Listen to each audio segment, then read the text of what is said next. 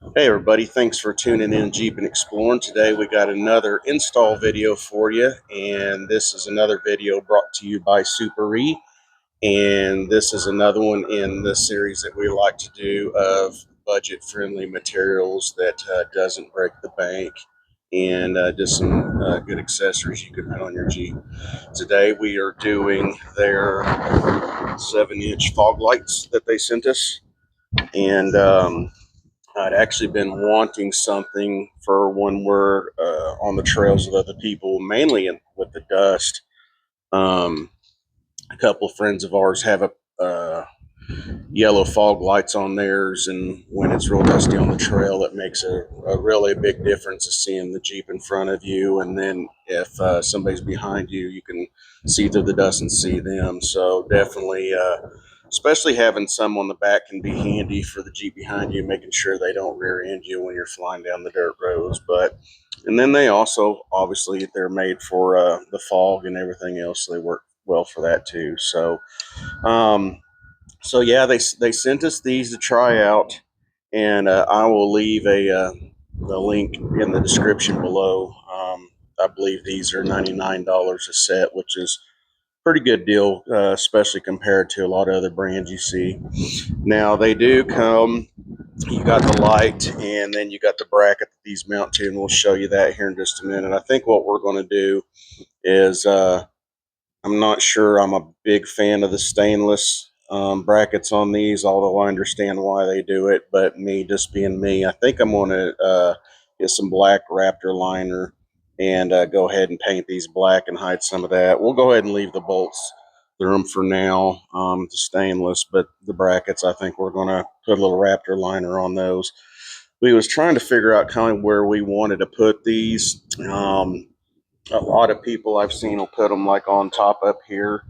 I just felt like those are a little higher than I wanted them to be. I've seen them, mounted below and everything.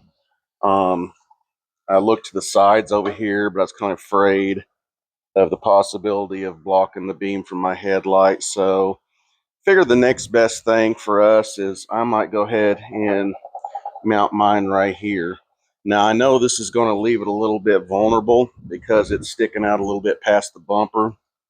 So far in all my outings, I haven't hit anything yet. So fingers crossed that doesn't happen, but we're still going to be behind the hooks and everything here. So I think we'll be okay. I just really didn't find anywhere else comfortable that I was putting them. Like I said, I just really, they were a little up here too high for me, for my taste. So it's your option where you want to put them. I know some people put them up here on the pillars, and that's okay too. Um, I might change them at some point. I just feel like I would rather have the smaller cubes up here. I just feel like this creates a little bit of a blind spot for me. If these were a little bit smaller, these are 7-inch. If these were, say, more like a 4-inch or something, I'd probably go ahead and put them up there. Plus, I don't have the pillar brackets, and I'd have to invest in those, and I'm not doing that right now. So we're going to go ahead and just put them here for now for us. I went ahead and got my holes measured where I want them and everything. So I'm going to get those drilled out, and I'll bring you back after that. And then one thing I want to mention too, when you get your holes drilled out, um, make sure and put some touch-up paint in the holes and everything, so that way the inside of your bumper don't rust. One thing I did notice too about these, most lights usually will come with extra wiring and harnesses and all that stuff. This is all this comes with, so we're going to have to get our own wiring from the auto parts store and go ahead and wire these on up and everything. So yeah, we're going to I guess go ahead and get after it, and we will bring you guys back when we get these brackets on and everything, and then see about getting this wired up. All right, so one thing I noticed, and I've noticed in other people's videos that does these, I haven't seen any that's not been this way, but the bolt kind of catches like in the middle right there. So you're almost going to have to drill it out a little bit I've got a 3/8 here, which is the same size as what it is, but if you go any higher than that, you're going to waller it too big. So you kind of just got to make sure your battery's intact. But waller it out.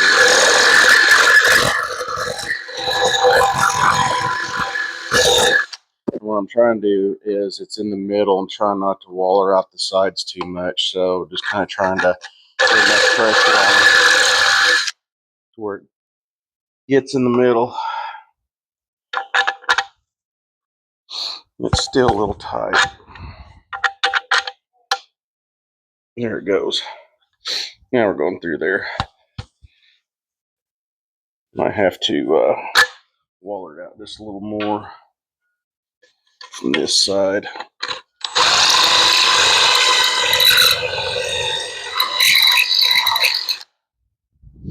I'm not sure why it's like this and if they even know about it, but there we go. Now we're getting through it. Okay. I don't want to waller it out anymore because I don't want it to be too loose, but you will have to take a little 3/8 drill bit to it to get that to fit. So anyways, we're going to get our brackets painted and get them on here and get these mounted, and then we will work on getting these wired up. All right, now you can see we got the brackets painted. Obviously the bolts and nuts are still stainless. Might eventually swap those out to black. I don't know if it's going to be that big of a deal, but we got this one hanging on. You can see there's just a you got a bolt that goes through there with a washer, and then a lock nut and a nut on the back. So, and then we got that one on. So let's get this other side on. We're going to we'll get them tightened up, and then we'll start getting it wired up.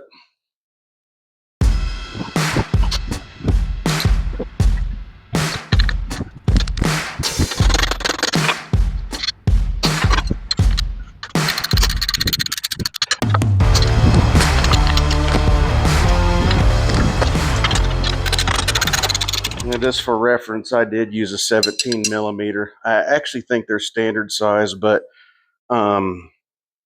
these work, so I just use those instead of digging out standard sizes. But you can see we got them mounted now. Because of the bar, mine are angling down a little bit, but that's okay. I kind of want mine angling down. I don't want to be blinding anybody or anything like that. And then I think we might possibly be going up another inch on this on the lift and doing 37s in the future. So for that reason, I do want them angling down a little bit, but you know, whatever your preference is. So that works perfectly fine for me. So anyways, let's work on seeing about getting these things wired up. All right, so they don't give you a lot of slack right here, but we need to, we're going to have to put a little bit of wire in between these because with our spacing, they won't quite reach. But you got your ground here. It's going to go to the negative on the battery. And then we'll do red positive and do yellow on the negative. But we will connect these to one wire and then run them underneath. And then you can run them to a toggle switch or whatever you need to do. We have one of these Voss switches, which we absolutely love. And what we'll do, and we'll show you in a minute, our auxiliary switch inside. We're going to just run it to that one right there. And that one is, we got a fog light switch inside, and we have nothing hooked to that one. So we're going to run positive, negative, and then our ground over to the battery. So I'm going to work on, I don't obviously need to show you how I'm going to do this, but I'll show you when I get everything ran and get it all finished. Now, these lights don't come with any instructions in the box. I should have looked at the website in the beginning, but it was after the fact that I did and come to realize that the red and the yellow is two different power sources. The yellow being for the beam light, the red being for the exterior lights in the circle. So I did have to go back in and wire those two to a separate toggle. I know in the video I show putting the red in the positive, yellow in the negative, but that's not the case. The black wire is truly the negative and the red and the yellow are positives. I tried to put them on the same toggle switch.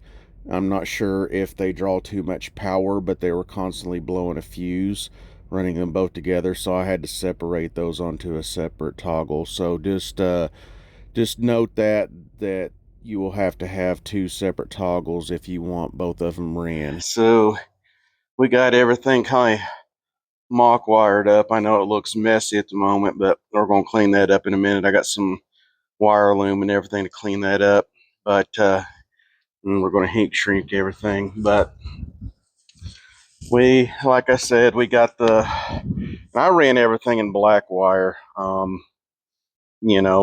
it really doesn't matter. The color coding is just to help you with memory, but I had a spool of black wire, so I just ran everything black wire. No big deal. It all works the same as long as you can remember what's what. Or if you can't, just run one wire at a time. That'll help you out and not get things mixed up. But we got the negative to the battery post, and then on mine we got the positive and negative on this thing here. If you don't have anything like this, you run it to a toggle switch, or if you have a Rubicon, you can run it to your I'm sorry for having the sniffles, guys. I just got over being sick, if you've noticed that. But anyways, as I was saying, if you got a Rubicon, you got the factory auxiliary switches and stuff. So before I button this all up, let's do the moment of truth and see what we got going on, and then I believe we'll pull it inside and get out of this nasty wind to button up all the wiring. But so we got this switch here, and this is the one that we wired it up to for the fog lights. And this is our light bar up front on the bumper, and then we got our rock lights and stuff down here. So we hit that. There we go. So we got everything wired up. We're going to pull it in the garage and button up, clean up all of our wiring and stuff, and then that should wrap it up. And then we will bring you back. We're going to wait till it gets dark, and we'll go out on a dark road and show you the comparison so you can see it at nighttime. So stay with us on that, and we'll be back. All right, so we are out here in the dark now. We're down this little dead-end street here. There's a little bit of light from these businesses, but you can see and get the idea of it.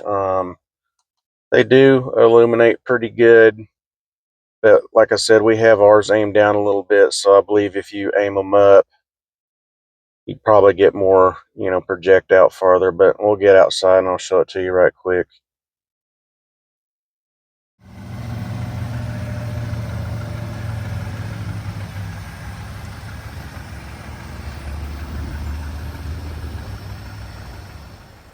Thank you for watching, and we hope you really enjoyed this video. If you got any questions, don't forget to leave a comment below. Also, look in the description for the link to these 7-inch fog lights. Also, don't forget to check out Suparee.com for all your other Jeep accessory needs.